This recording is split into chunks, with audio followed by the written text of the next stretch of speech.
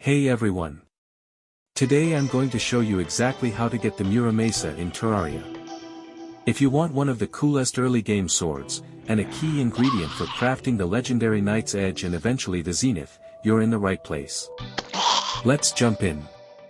First things first, the Muramasa is found inside the dungeon biome. To access the dungeon, look for the dungeon on either the far left or far right side of your world. You'll see the old man NPC standing at the entrance. Talk to him at night to summon Skeletron. Defeat Skeletron to gain safe access to the dungeon. Tip: if you try entering before defeating Skeletron, the dungeon guardian will instantly eliminate you. So do not skip this step.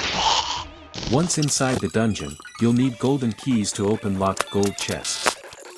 Here's how to get them: defeat dungeon enemies.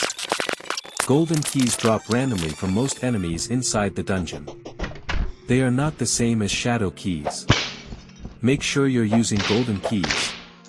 Pro tip: bring battle potions and water candles to increase spawn rates and farm keys faster. Now explore the dungeon and look for locked gold chests. Use a golden key to open one.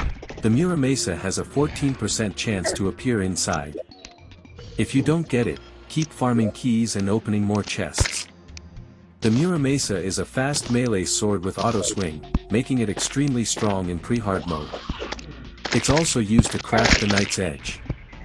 And eventually, the Terra Blade. This makes it an essential weapon progression item.